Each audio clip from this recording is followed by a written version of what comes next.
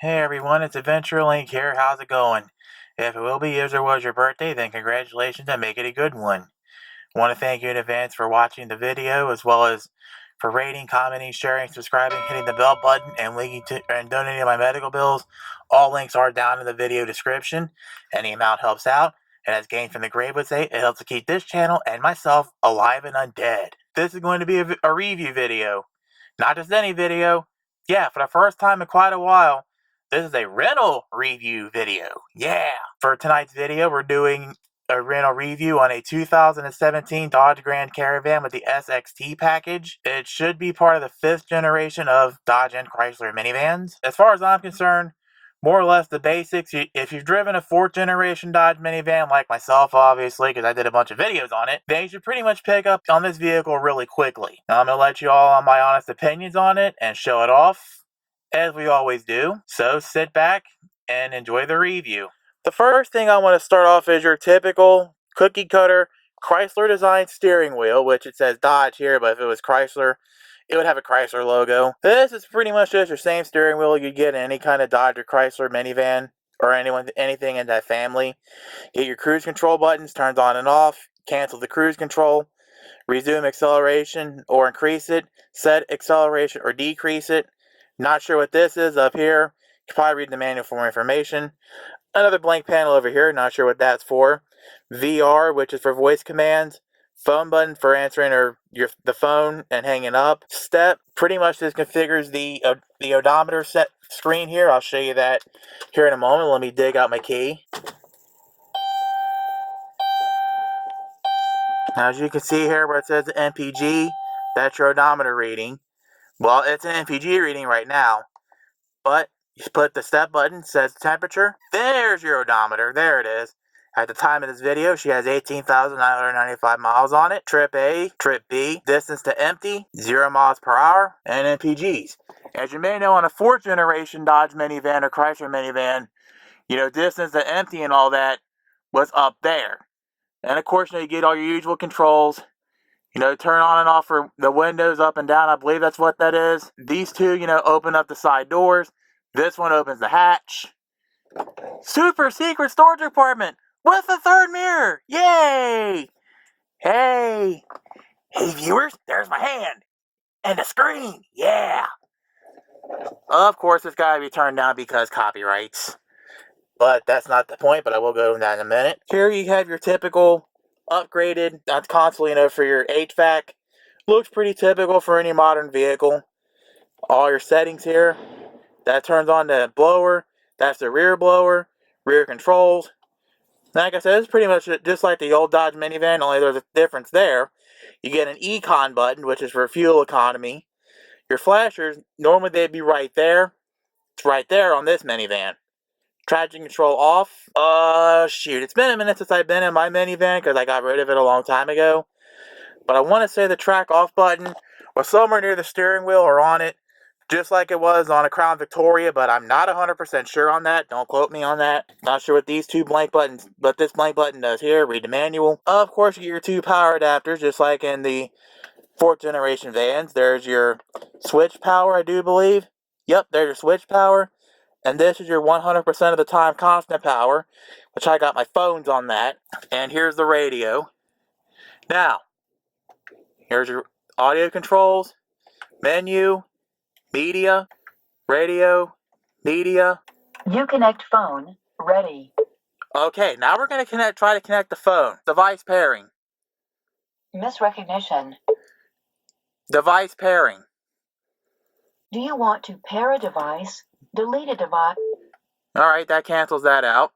I found that out because, watch this, device pairing. Do you want to pair a device? Pair a device, pair a device. List paired devices. Right, and for the most part, you can't even get out of that. Now check this out. The pair a device. Misrecognition. Pair a device. Refer to www.uconnectphone.com for a list of supported Bluetooth devices. Please say a 4-digit PIN number. 1111. PIN code 1111. Is this correct? Yes. Please say the name of the device after the beep. Moto Z2 Force. Adding. Moto Z2 Force. Is this correct? Yes. Assign a priority level between 1 and 7. 1 is the highest priority. 1. Moto Z2 Force. Set to priority 1. Is this correct? Yes. Start pairing procedure on device. See device manual for instructions.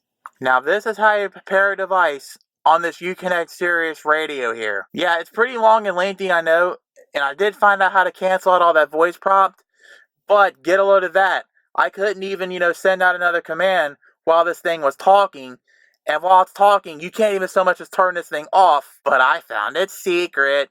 Hit the phone button, and you can go back to normal operations.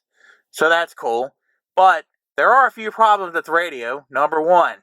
The way you gotta sync up Bluetooth. I mean, I've done aftermarket radio installs.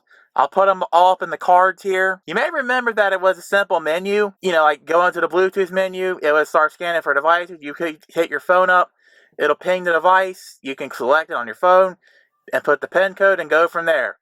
Why couldn't it have been like that? Seriously, I don't even know what Chrysler was thinking when they made device pairing like this, honestly. And also another thing too, like when I want to watch YouTube videos or listen to music, you may notice that the audio is like 2 seconds off from the video. So if the video starts up, after 2 seconds then the audio feed starts up. Yay for desynchronization. I can accept that, if I'm live streaming on Twitch or YouTube or something, but when I'm trying to listen to videos or podcasts or something and it's 2 seconds off, there's a problem. Period. Other than that, we're going to move on here. There's all your classic controls here. Your left and right button for the mirror. Push the left button for left, right for right. Hold it down, it turns it off. Use the joystick to control the mirrors. You can go up and down the windows, control the rear windows and everyone else's windows with this button. Lock and unlock the door. And of course, you still get your same old door locks that lock the car when you go, like, say, 15, 20 miles an hour or something. And this one, you may remember on my 4th gen van, I believe there's a switch and a button where you can adjust, the left and right wings. I do believe this was set up like that. Now it's all one button. Right, and now the wings should be opened up and back. Oh yeah, and you got rear climate controls as well, just like in a 4th generation Chrysler and Dodge minivan. Yay! See, I told you this really didn't change much at all. Yeah, that's what it all looks like in the dark here, I guess, with some lights. You also gotta like this funky little key setup too. This is kind of cool. Basically, all the controls are the same as it was on a 4th gen van, only we got one little neat option here: remote starting.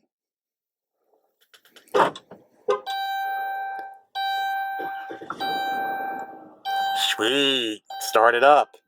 Now, of course, if you want to shut it down, you just hit the accelerator. I believe it was either the accelerator or the brake on a 4th gen Chrysler Dodge minivan, but I'm not sure. Then again, I had an aftermarket unit. This, on the other hand, is stock from the factory. So to turn it off, you just hit the accelerator without the key in the hole like I had.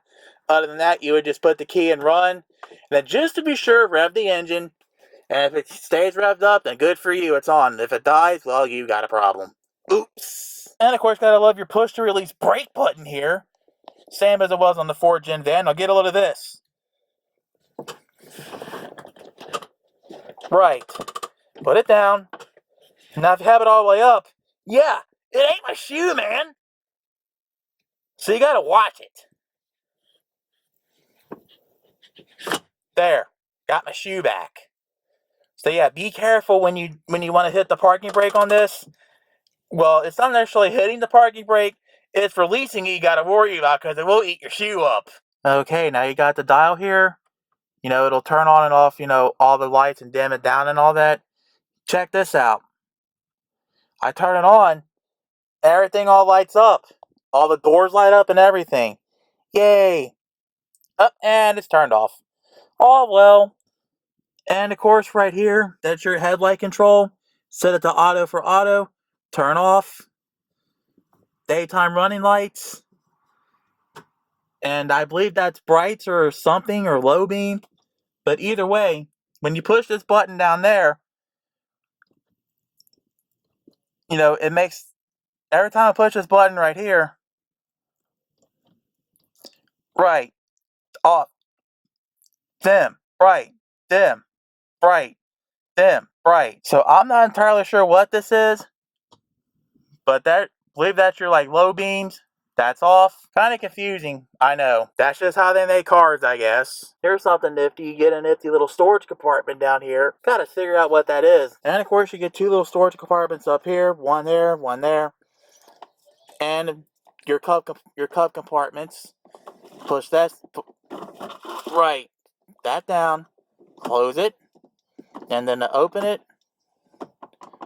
you gotta push, you have to push down and push back. It's open.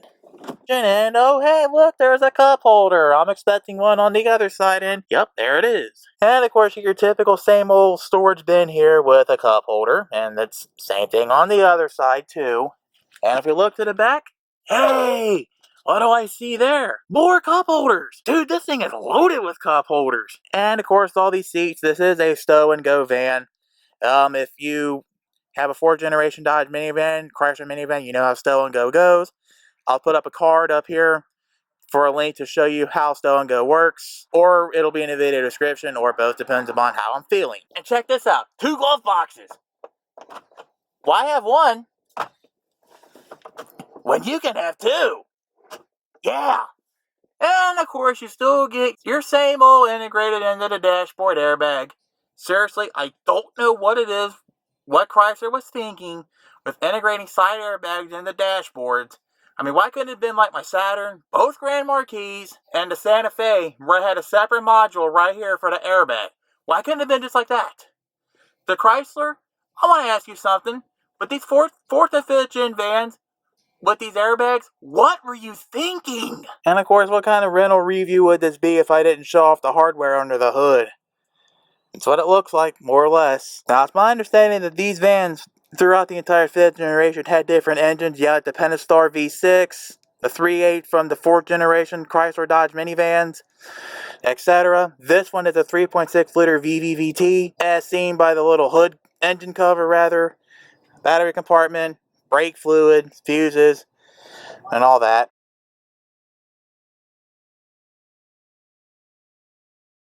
And of course, there's your airbox. Be kind of surprised, really, if this thing still doesn't have a MAF sensor. You would think by now they put one on here. Oh well, that's just what Chrysler does. Looks like they, if my instincts are right, that's an oil filter. I can't believe they had to do that like that. And as you can see, this is a E85 vehicle. Takes E85 or gasoline. I kind of like that. Gotta love that E85, huh? So, I'm going to sit here and give my final thoughts on this 5th generation Chrysler Dodge minivan. It is a Dodge minivan, Grand Caravan, 2017. Overall, I like this van. This is a 3.6 liter VVVT engine with a 6-speed automatic transmission. Actually shifts pretty well, drives real smooth, like I would expect it to. If you may remember, the 4th gens had a 4-speed transmission, this is 6. Overall, this might be a slight bias because I still miss my Dodge minivan, but in spite of all its little character flaws, shall we say, say when it comes to the integrated to the dashboard airbags, the epic fail Uconnect radio, which, you can't talk over it or make it stop or it's hard to sync Bluetooth to. Other than that, it's a good little radio. I still drive it. And I forgot to mention that there's a USB jack and or an auxiliary cord in one of the glove boxes. Yeah, you kind of gotta have glove boxes. You got 2 of them. Why have one when you can have 2? Yeah. 2 glove boxes, yeah. Like I said, it drives good. Runs good, nice and smooth. Gas mileage is about 13 to 15 mpg, but then again, I've been filling up with E85 this entire time, so, your mileage may vary there. And overall, if, say, insurance and payments wouldn't have been a big issue, and taking out a big majority of my income, I would consider owning it, like right now.